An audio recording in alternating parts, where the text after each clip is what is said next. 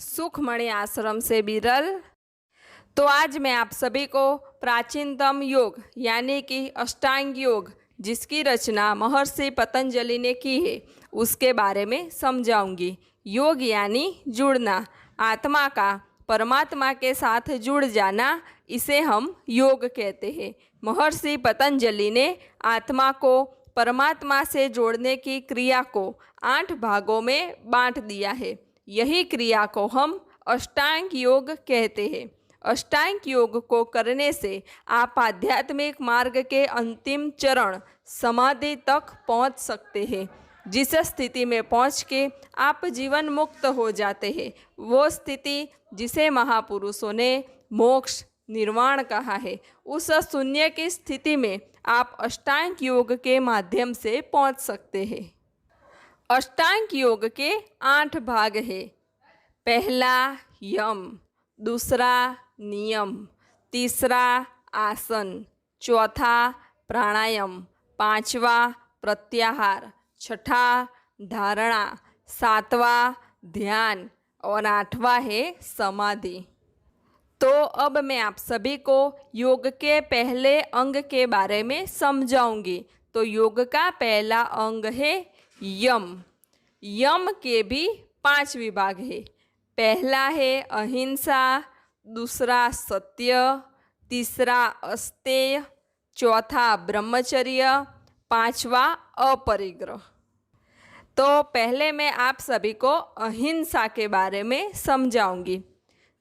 जो मनुष्य देह भाव में होता है, इंद्रिय भाव में होता है, माया के अधीन होता है, मन बुद्धि के अधीन होता है, वो मनुष्य से कहीं न कहीं किसी न किसी प्रकार से हिंसा हो ही जाती है। अहिंसा तो आत्मा का मूल स्वभाव है। अहिंसा आत्मा का गुण है। जो मनुष्य सदा आत्म भाव में रहता है, सदा अपने मूल स्वरूप में रहता है, तो वो आत्म जागृति वाला मनुष्य जिससे कभी हिंसा नहीं होती। तो अपने स्वरूप में स्थिर होना अहिंसा है और अपने स्वरूप से विपरीत कार्य करना हिंसा है। दूसरा है सत्य। सत्य यानी जो स्थिर है वह सत्य है। तो अब आप सोचो कि स्थिर क्या है? क्या मन स्थिर है? क्या शरीर स्थिर है? क्या इंद्रियां स्थिर है? क्या ये जगत स्थिर है? नहीं, ये कुछ भी स्थिर नहीं है। तो आत्मा ही स्थिर है। तो सत्य यानी आत्मा, जो जैसा है वैसा ही उसे जानना और स्वीकार करना, यही सत्य है। आप आत्म स्वरूप हो तो अपने आप को जानना और अपने स्वरूप में स्थित होना, यही सत्य है। जो आपकी आत्मा भीतर से आपको कहती है, भीतर से आपको संकेत देती है, वह सत्य है। आप अनुभव करें, आप जब भी कुछ गलत करने जा रहे होते हैं तो तुरंत भीतर से आवाज़ आएगी कि रुको, ये मत करो। तो ये किसकी आवाज़ थी? तो ये आपके खुद की आवाज़ थी, लेकिन आप सुनते नहीं और आपका मन जो कहता है वही आप करते हैं। इसीलिए आपको पछतावा होता है। तो अपने भीतर की आवाज़ सुनो। आपके भीतर ही सत्य है, उस सत्य को जानो और पहचानो। तीसरा है अस्तेय। अस्तेय का शाब्दिक अर्थ है चोरी न करना। इस जगत में अपने स्वरूप को छोड़कर सभी चीज़ें ऐसी है जिसे चुराई जा सकती है, जिसे चोर लूट सकते हैं। अपने स्वरूप का आनंद, अपने स्वरूप में शांति, अपने भीतर ही ऐसा खजाना है जिसे कोई चोरी नहीं कर सकता। इसलिए तो मीराबाई ने कहा कि पायो जी मैंने राम रतन धन पायो, पायो जी मैंने राम रतन धन पायो। खर्चे न खूटे चोर न लूटे, खर्चे न खूटे चोर न लूटे। दिन दिन बढ़त सवायो, पायो जी मैंने राम रतन धन पायो। तो हमें वो खजाना प्राप्त करना है जिसकी कोई चोरी ही ना कर सके। देखे, इस जगत का मनुष्य किसी का चित्त चोरी कर लेता है, तो किसी का मन चोरी कर लेता है, तो किसी की बुद्धि चोरी कर लेता है, लेकिन कोई किसी की आत्मा चुरा सकता है क्या? नहीं। तो हमें उसी आत्मा स्वरूप में स्थित होना है। तो ईश्वर ने हमें जो भी दिया है उसी में संतोष मानना है, उसी में संतुष्ट होके ईश्वर का स्मरण कर अपने मनुष्य जन्म को सार्थक करना है। चौथा है ब्रह्मचर्य। ब्रह्म का आचरण ही ब्रह्मचर्य है। देह भाव होता है जिसका उसकी इंद्रियों में चंचलता होती है, जिसका आत्मा भाव होता है उसकी इंद्रियां भीतर मुड़ी हुई होती है, संयम में होती है। तो जब आप आत्मा भाव में होते हैं तो आपको ब्रह्मचर्य रखना नहीं पड़ता, आपसे ब्रह्मचर्य का पालन अनायास ही हो जाता है। तो अंतर्मुखी मनुष्य सदा आत्म भाव में होता है, जिसकी वृत्तियाँ भीतर तरफ होती है, जिसकी वृत्तियाँ अपनी आत्मा की ओर होती है, वो मनुष्य अंतर्मुखी है। जो अंतर्मुखी है वो सदा अपने स्वरूप में स्थिर रहता है और अपने स्वरूप का आचरण करना, अपने ब्रह्म स्वरूप को जानना, अनुभव करना, यही ब्रह्मचर्य है। पांचवा है अपरिग्रह। मन, वाणी और शरीर से अनावश्यक वस्तुओं, अनावश्यक विचारों का संग्रह न करना, इसे ही अपरिग्रह कहते हैं। आज का मनुष्य बाह्य जगत में भी संग्रह करता है और अपने भीतर ही भूतकाल के विचारों का, भविष्य काल के विचारों का, कितनी ऐसी बातों को जिसका कोई मूल्य नहीं है उसे संग्रह करते रहता है। ये अच्छा, ये बुरा, ये छोटा, ये बड़ा, ना जाने कितनी बाह्य माहिती को इकट्ठा करता है। तो हमें अपने पास जो भी है उसे बांटते रहना चाहिए। ऐसा नहीं है कि हम सिर्फ जड़ वस्तुएं ही बांट सकते हैं। हम किसी को निस्वार्थ भाव से थोड़ी खुशी दे तो वो भी हमने खुशी बांटी, ऐसा कहा जाता है।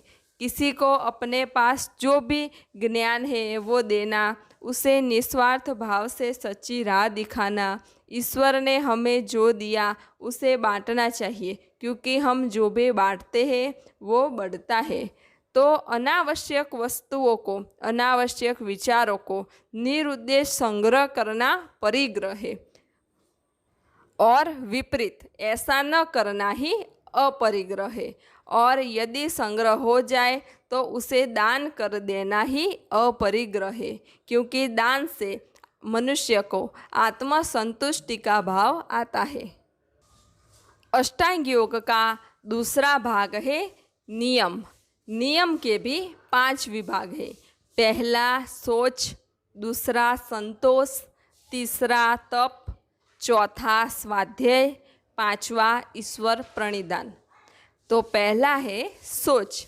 शरीर और मन की शुद्धि को सोच कहा जाता है। स्नान, वस्त्र, खान पान आदि से शरीर को स्वच्छ रखा जाता है। विद्या, ज्ञान, सत्संग, संयम, इन सभी से मन की शुद्धि होती है। मन की शुद्धि शरीर की शुद्धि से अधिक महत्वपूर्ण है, लेकिन आज के समय में मानव अधिक साधन, समय, धन आदि शरीर की शुद्धि में ही लगाता है। फिर शरीर तो शुद्ध होता है, लेकिन मनुष्य के भीतर तो अशुद्धियों का ढेर लग जाता है। तो असली शुद्धता तो भीतर की है। तो भीतर शुद्ध करने के लिए ध्यान करो, मेडिटेशन करो, जिससे आपका भीतर शुद्ध होगा। चित्त की शुद्धता, मन की शुद्धता, चेतना की शुद्धता, ये हमें ज़्यादा ध्यान देना चाहिए। तो भीतरी शुद्ध हो, जो भीतरी से शुद्ध हो वो बाहर से शुद्ध हो ही जाता है। जिसका मन शुद्ध हो उसकी देह सुंदर ही होती है। जिसका अंतर शुद्ध होता है, उस मनुष्य के पास बैठने उठने से, उसके थोड़े से संग से भी दूसरे व्यक्ति के अंतर में शुद्धता का भाव आने लगता है। जिसका अंतर शुद्ध होता है, उस मनुष्य के भीतर प्रकाशित आभा होती है। उस मनुष्य का आभा मंडल सकारात्मक होता है। ऐसे मनुष्य के पास सभी को अच्छा लगता है। तो आप भी अपने भीतर झांकें और भीतर को शुद्ध करें। दूसरा है संतोष।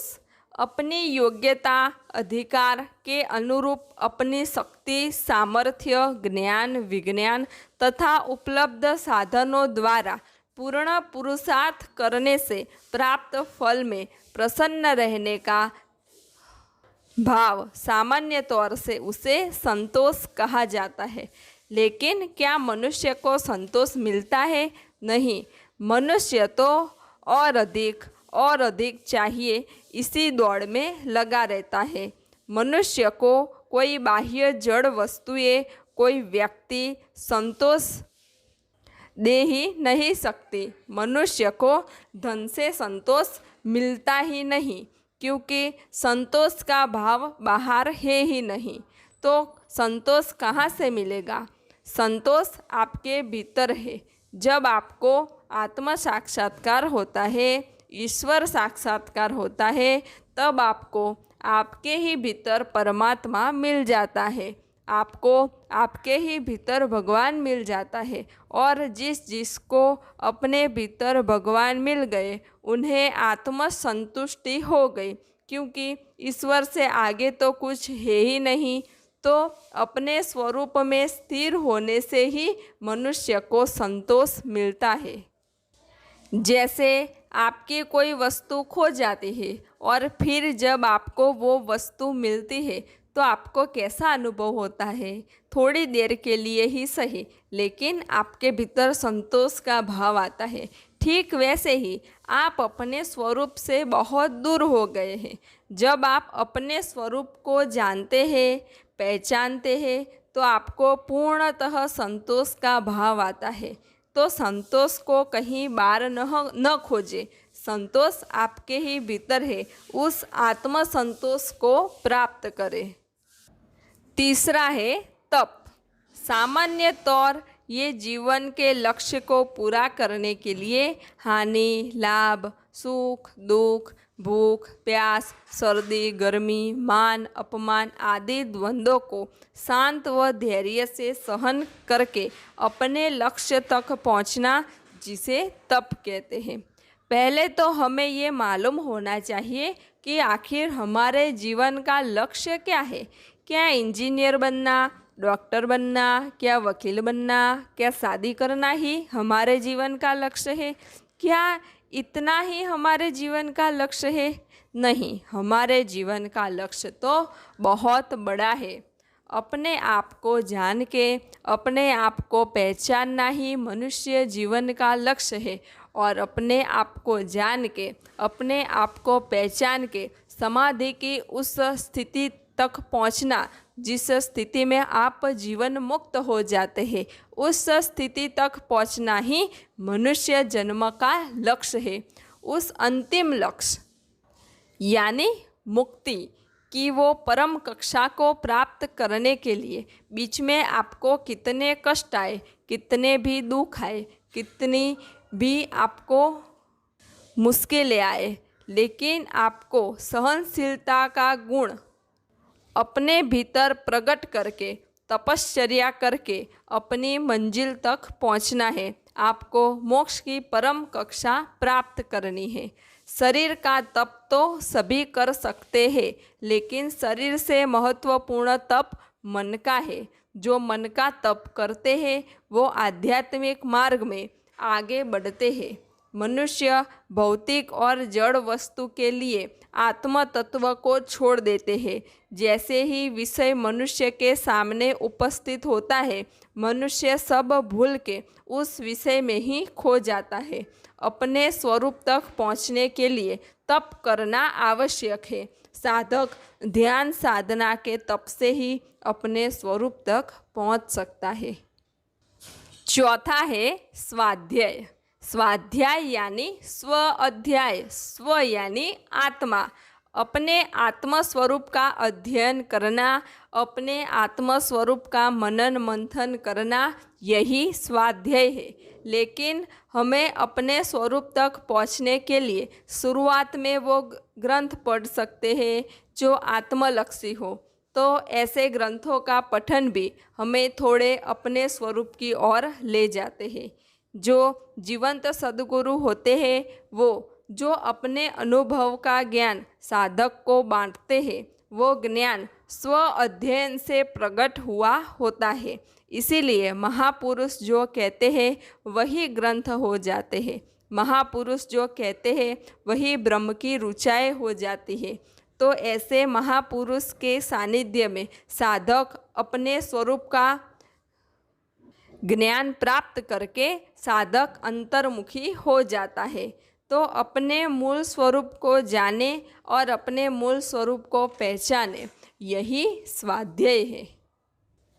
पांचवा है ईश्वर प्रणिधान। ईश्वर प्रणिधान यानी समर्पण करना, अपना सर्वस्व ईश्वर के चरणों में समर्पित करना, इसे ईश्वर प्रणिधान कहते हैं। हमें ईश्वर मिलेगा कहाँ? तो साकार में ही हमें निराकार मिल सकता है। जीवंत सद्गुरु में साकार स्वरूप में ही हमें निराकार परमात्मा मिलता है। तो जीवंत सद्गुरु के चरणों में अपना सर्वस्व समर्पण करके हमें परम तत्व के प्रति पूर्ण समर्पित कर सकते हैं। ईश्वर के चरणों में जब हम अपना समर्पण करते हैं तो हमारे जीवन में जो घटित होता है उसे हम सहज भाव से स्वीकार करके आनंद में रह सकते हैं। जैसे उदाहरण के लिए एक मकान में एक किराएदार रहता है। वह किराएदार उस मकान का अधिक से अधिक प्रयोग करता है और उससे अधिक से अधिक सुख लेने का प्रयत्न भी करता है, लेकिन उस घर को वो अपना नहीं मानता। वो मकान में रहता है, मकान उसी के पास है, वह ही उसका प्रयोग करता है, परंतु उसे वो अपना नहीं मानता। उसके बारे में उसको कोई चिंता नहीं है। किसी कारण वो घर बिगड़ भी जाए तो उसको दुख बिल्कुल नहीं होता, क्योंकि उसने उस घर को अपना तो माना ही नहीं था। तो अपने जीवन में यह भाव लाए कि मेरा तो कुछ है ही नहीं, जो है सब प्रकृति का है। तो जब हम अपना अस्तित्व शून्य कर देंगे तो हमारे जीवन का लक्ष्य क्या है वो हमें समझ आएगा और हमारा जीवन अलौकिक बनेगा। तो अपना सर्वस्व सद्गुरु के चरणों में, ईश्वर के चरणों में समर्पित कर अपना मनुष्य जन्म सार्थक करें। योग का तीसरा भाग है आसन। आज आसन को योग का पर्याय और आसन का मुख्य उद्देश्य शरीर को रोग मुक्त करना है, यह सब मानते हैं। आसन करने पर गौण रूप से शारीरिक लाभ भी होते हैं, परंतु आसन का मुख्य उद्देश्य प्राणायाम, धारणा, ध्यान और समाधि तक पहुंचना है। जिस शारीरिक मुद्रा में लंबे समय तक स्थिरता के साथ सुखपूर्वक बैठा जाए उसे आसन कहा जाता है।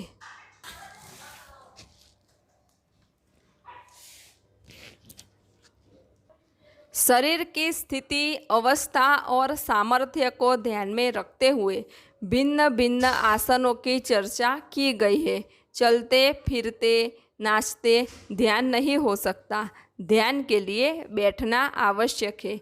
मन को अगतिशील ईश्वर में लगाना तभी संभव है जब हम अपने शरीर को स्थिर अथवा अचल करें। स्थिरता से ही पूर्ण एकाग्रता प्राप्त होती है और एकाग्रता से ही ध्यान में उतरा जा सकता है। योग यानी विश्व चेतना के साथ जुड़ जाना। जब हम विश्व चेतना के साथ जुड़ जाते हैं तो हमें खाते पीते, उठते बैठते, चलते फिरते अपने ही भीतर ईश्वरीय अनुभूति होती है। इसे भी हमें आगे समाधि की उच्च स्थिति तक पहुंचना है। योग का चौथा अंग है प्राणायाम। प्राणायाम से ज्ञान का आवरण अज्ञान नष्ट होता है। कपालभाति, अनुलोम विलोम आदि श्वसन क्रियाएं हैं। इन क्रियाओं से हम अनेक रोगों से बच सकते हैं। प्राणायाम में प्राणों को रोका जाता है। प्राणायाम 4 प्रकार है। पहला, फेफड़ों में स्थित प्राण को बाहर निकालकर बाहर ही यथा सामर्थ्य रोकना और जितना हो सके उतना रोक के फिर बाहर के वायु को अंदर ले लेना। दूसरा है, बाहर के प्राण को अंदर लेकर अंदर जितना हो सके रोके रखना और फिर वायु को बाहर निकाल देना। तीसरा है, प्राण को जहाँ का वहाँ रोक देना और फिर प्राणों को सामान्य चलने देना। चौथा, यह प्राणायाम पहले और दूसरे प्राणायाम को जोड़ करके किया जाता है। प्राणायाम की विधि को अच्छे प्रशिक्षक से सीखना चाहिए। प्राणायाम हमारे शरीर के सभी तंत्रों को व्यवस्थित रखता है। इससे हमारी बुद्धि भी अति सूक्ष्म होकर मुश्किल विषयों को भी शीघ्रता से ग्रहण करने में सक्षम हो जाती है। प्राणायाम हमारे शारीरिक और बौद्धिक विकास के साथ साथ हमारी आध्यात्मिक उन्नति में आवश्यक है। प्राणायाम से हमारे श्वसन तंत्र की कार्यक्षमता बढ़ती है।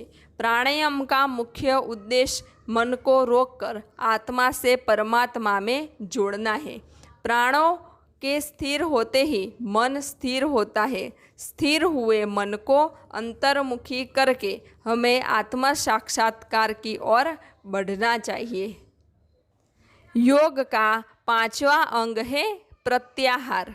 आँख, कान, नसिका आदि 10 इंद्रियों के संसार के विषयों से मन हटाकर मन को अंतर्मुखी कर देना, इसे प्रत्याहार कहते हैं। यानी हमें ध्यान अपने भीतर लगाना चाहिए। अपने स्वरूप की ओर हमें ध्यान देना चाहिए। अपने अंतर में झांकना चाहिए और अंतर यात्रा का प्रारंभ करना चाहिए। अपना लक्ष्य भीतर की ओर ले जाना, इसे ही प्रत्याहार कहते हैं। अपने सभी विषयों को अंतर्मुखी कर देना, इसे ही प्रत्याहार कहते हैं। योग का 6ठा अंग है धारणा। अपने मन को अपनी इच्छा से अपने ही शरीर के अंदर किसी एक स्थान पर लगाना, इसे धारणा कहते हैं। जैसे अपनी श्वासा पे ध्यान लगाना, या फिर भ्रुकुटी के मध्य ध्यान लगाना, या फिर नाभि में ध्यान लगाना, या फिर हृदय प्रदेश में ध्यान लगाना, या फिर सहस्त्रार पे ध्यान लगाना। किसी एक स्थान पे धारणा करने से आगे हम ध्यान के मार्ग में आगे बढ़ सकते हैं। तो परमात्मा हमें हमारे भीतर ही मिलेगा।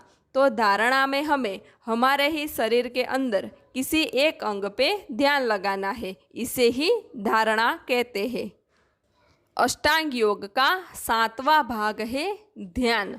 ध्यान शब्द सुनते ही आपके मन में ये विचार आता है कि जो साधु होते हैं, संत होते हैं, वैरागी होते हैं, जो संसार में नहीं होते, वही ध्यान करते हैं।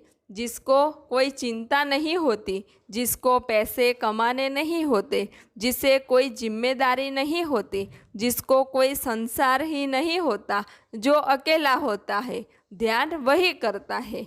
जो हिमालय में रहते हैं, जो जूनागढ़ में रहते हैं, जो गुफाओं में रहते हैं, जो एकांत में रहते हैं, जो इस जगत से दूर रहते हैं, जंगलों में, पहाड़ों में रहते हैं, वही तो ध्यान करते हैं। जो सन्यासी है, जो वैरागी है, जो ज्ञानी है, वही ध्यान करते हैं। ऐसा सब मानते हैं कि जिसको संसार में नहीं रहने का, वही ध्यान करते हैं। लेकिन ये मानव जाति का विचार, ये मानव जाति की ग्रंथि बिल्कुल गलत है। देखें, पंच तत्व सभी के लिए समान है। जल सबके लिए समान है, वायु सबके लिए एक ही है, चाहे वो संसारी हो या सन्यासी। वायु तत्व कभी भेद करता है क्या? नहीं।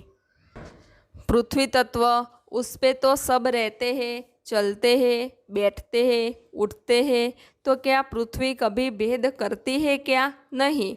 अग्नि तत्व, सभी अग्नि तत्व का उपयोग कर भोजन बनाते हैं। अग्नि तत्व सभी को एक समान मिलता है। आकाश तत्व, तो आकाश तत्व को सभी निहार सकते हैं। जब बारिश हो तो बारिश का जल सभी को मिलता है, उसमें कोई भेदभाव नहीं होता। सूर्य देवता सभी पे एक समान प्रकाश डालते हैं। पशु, पंछी, प्राणी, मानव, वृक्ष सभी को ऊर्जा देते हैं। तो पंच तत्व सभी में एक समान है। सभी के देह में पंच तत्व विराजमान है। सभी के देह में आत्म तत्व है। तो फिर ध्यान सिर्फ कुछ लोग ही कर सकते हैं, ऐसा आपने कैसे सोच लिया? जैसे सभी आईने में देखते हैं ना, कोई आईने में देखे तो क्या उसे कोई रोकता है? नहीं। क्या ऐसा है कि कुछ लोग ही आईने में देख सकते हैं, कुछ लोग नहीं देख सकते? नहीं, ऐसा भी नहीं है। तो वैसे ही ध्यान में उतरना वो आईना है जिसमें हम अपने मूल स्वरूप की अनुभूति करते हैं, जिसमें हमें आईने में तो हम अपने स्थूल देह को देखते हैं, लेकिन ध्यान में तो हम अपनी आत्मा का दर्शन करते हैं, अपनी आत्मा की अनुभूति करते हैं। तो प्रत्येक मनुष्य मात्र को ध्यान करना चाहिए। क्या कोई दूसरा आईने में देखे तो क्या आप नहीं देखे तो चलेगा? नहीं चलेगा। अगर आपको अपना रूप देखना है तो आपको भी आईने में देखना पड़ेगा। जो महापुरुष हो गए, दिव्य पुरुष हो गए, उन्होंने ध्यान समाधि में जाके अपना स्वरूप पहचाना, अपने दिव्य स्वरूप की अनुभूति की और उनका मनुष्य जन्म धन्य हो गया। तो अगर आपको भी अपना मनुष्य जन्म सार्थक करना है तो आपको भी रोज़ाना ध्यान करना ही होगा, तो ही आप अपने आप को पहचान सकेंगे। संसारी, सन्यासी सभी ध्यान कर सकते हैं। जैसे श्वास सभी लेते हैं वैसे ध्यान भी सभी को करना चाहिए।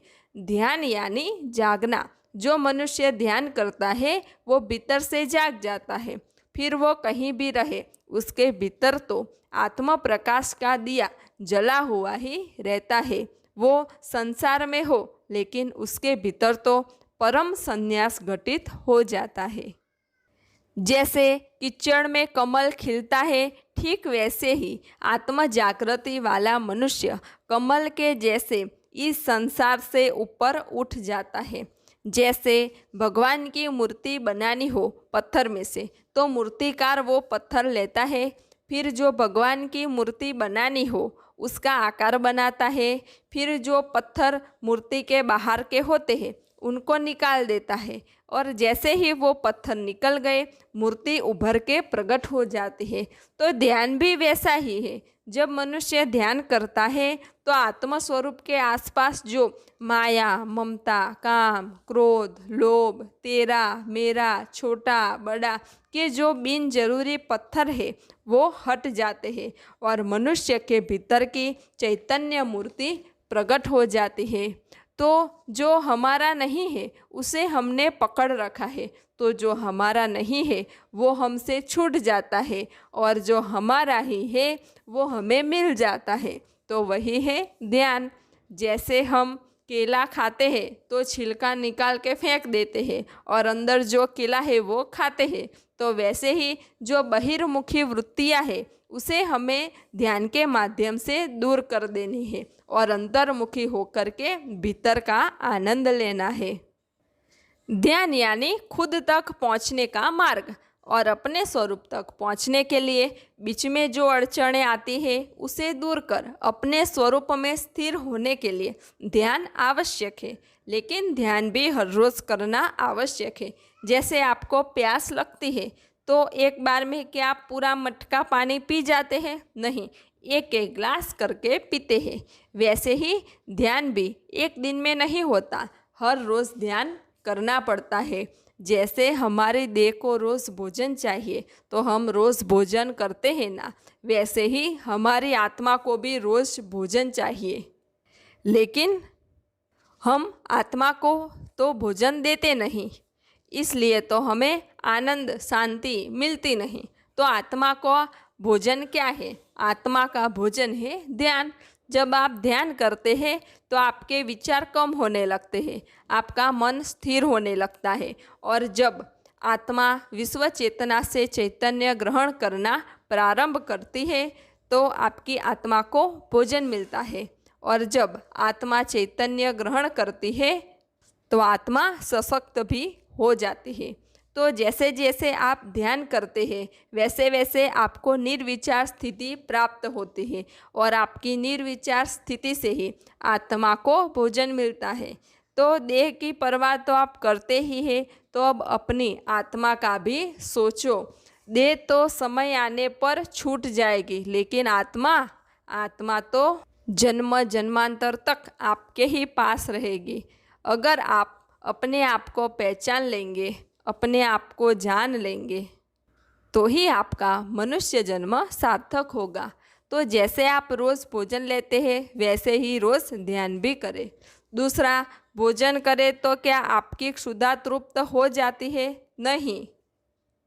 अगर आपको भूख लगी है तो आपको ही भोजन करना होगा। दूसरा भोजन करेगा तो क्या आपका पेट भर जाएगा? नहीं।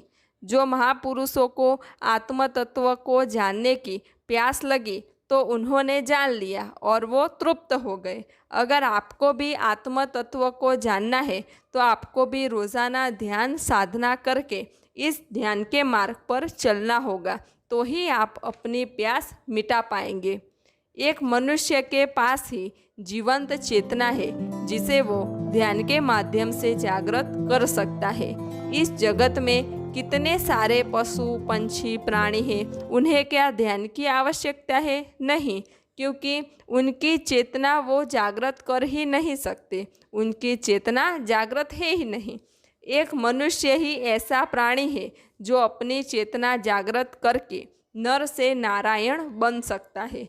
नारी भी अपनी दिव्य चेतना जागृत करके नारायणी बन सकती है।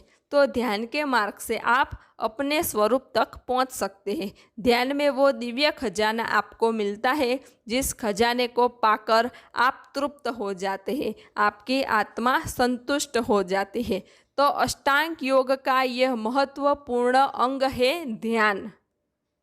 अष्टांग योग का आखिरी भाग है समाधि। जब व्यक्ति समाधि की अवस्था में पहुंचता है तो वहाँ सिर्फ चैतन्य ही रह जाता है, बाकी सब कुछ चला जाता है। एक शून्य की अवस्था जिसे समाधि कहते हैं। समाधि में व्यक्ति बाह्य जगत से दूर होके भीतरी जगत में प्रवेश करता है। समाधि में व्यक्ति का शरीर भाव संपूर्ण छूट जाता है कि मैं शरीर हूँ, मन हूँ, इंद्रिय हूँ, ये सभी भाव छूट जाते हैं।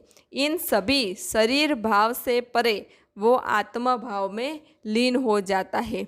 उसकी सारी चेतना भीतर की ओर मुड़ जाती है। समाधि को आध्यात्मिक मार्ग का आखिरी चरण माना जाता है। अष्टांग योग का भी आखिरी चरण समाधि है।